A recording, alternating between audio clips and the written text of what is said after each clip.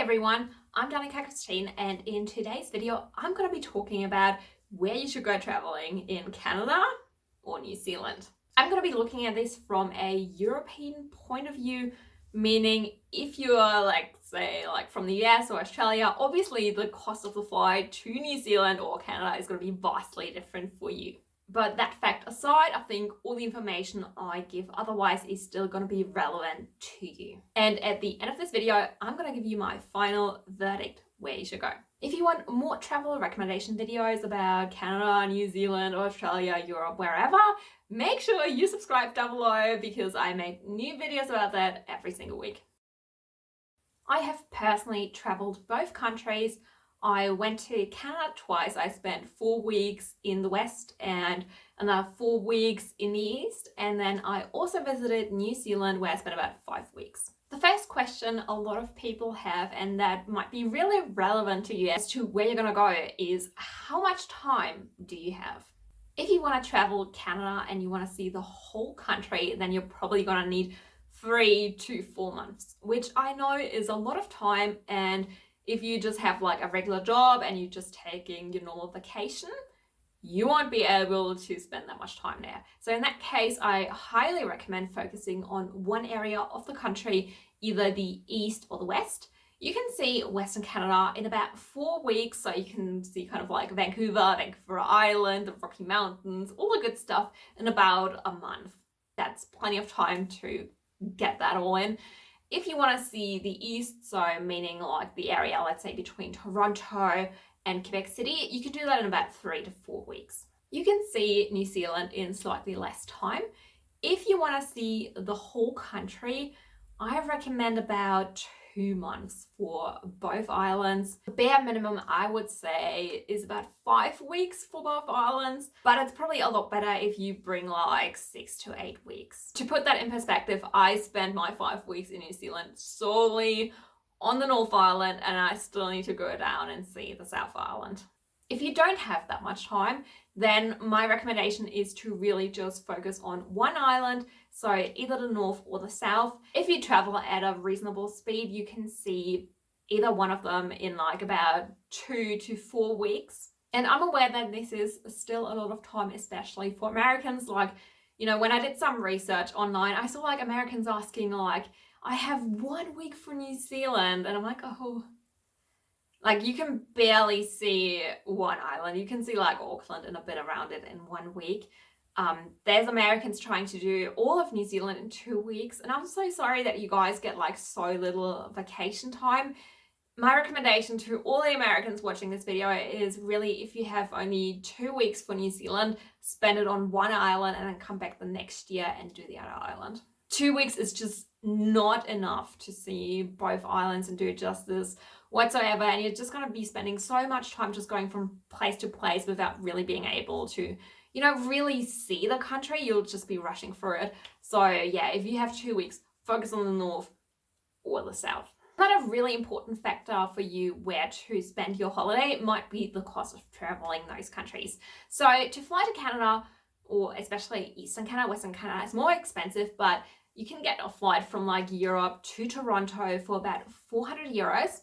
If you want to go to New Zealand, that's a lot more expensive. So flights to Auckland from Europe start at around 900 euros. Once you're on the ground as a backpacker, really carefully watching your money, you can live on about 100 Canadian dollars a day in Canada.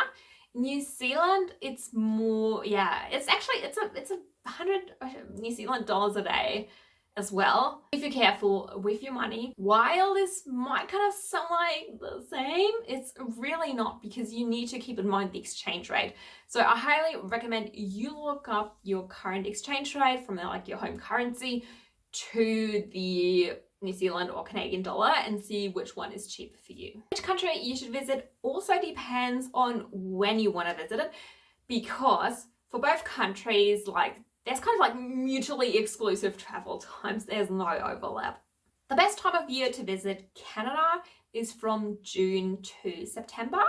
If you want to see the autumn foliage in the East, the best time of year to see that is October. outside these months, Canada tends to get really cold. You really want to avoid the winter, unless maybe you want to go skiing, but unless that's the case, I would really stay out of Canada in the colder months.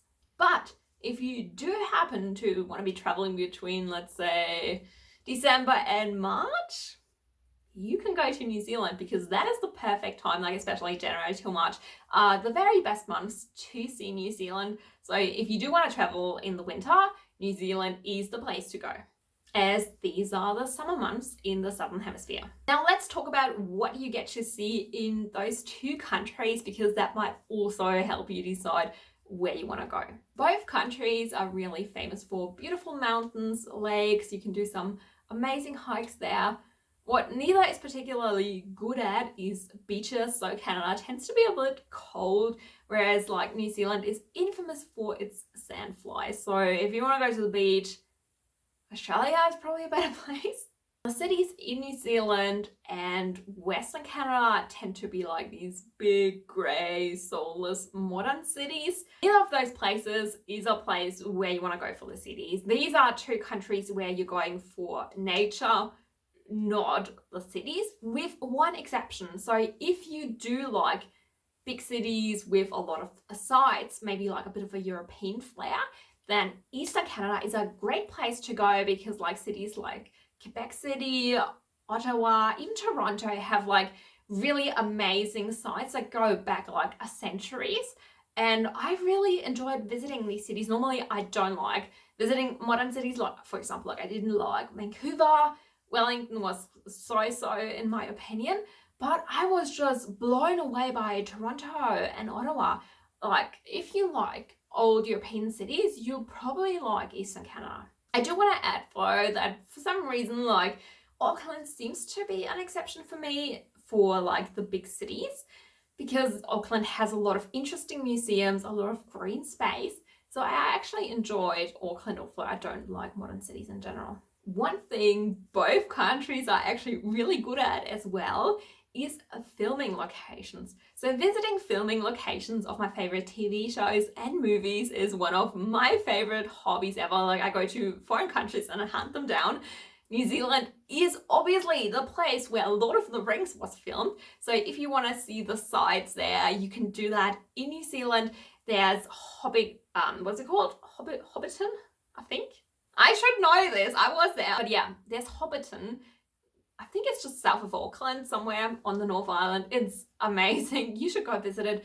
There are also other places in New Zealand where Lord of the Rings was filmed. Also, if you're a big Cena fan like me, oh my gosh, I spent like a whole day in a rental car driving like around north of Auckland, hunting down all the filming locations. It's amazing for that. And similarly, Toronto was the filming location for many movies and many TV shows. I am a big Shadowhunters fan, so I went to Toronto and visited all the places where Shadowhunters and the movie The Mortal Instruments was filmed. You can go and see that vlog here. And I also used to watch a TV show called Queer as Folk, which I loved so much, and I'll leave another card up there so you can go check that out as well if you are interested. So both places are really good. If you know like a movie or a TV show that was filmed there, you can go and visit, kind of like not the set, but you can visit the locations, and I love doing that so much. In terms of culture, I want to say that New Zealanders and Canadians are quite similar. They're both like super friendly people. They're just lovely people. And you also get to see Aboriginal culture in both countries. So in Canada, you can see kind of like art and like the history of the First Nations, whereas in New Zealand, there's the Maori people. And it's all very interesting, and you can really kind of like, you can even see like Maori churches and all that. Super interesting in both countries. So yeah, culture is not really a deciding factor here. It's both super interesting. Now, what is my final verdict? Where should you go traveling? As I said, both countries are good for shorter and longer trips. The cost largely depends on like where you live and what the current exchange rate is, so that's not really a deciding factor. The sites you get to see can also be a little bit similar, like in their nature, you know, like the mountains and the filming locations, that sort of thing. Of course, there's differences, but it's similar. If you like hiking, you'll be happy in both countries. So the number one deciding factor where you should go is really the time of year you are able to travel. If you're able to travel from like June to about October, then you should go to Canada. But if you're only free to travel in kind of like the winter months from like January to March, New Zealand is the place to go. Give this video a like if it helped you, and don't forget to subscribe, so I'll see you in my next video.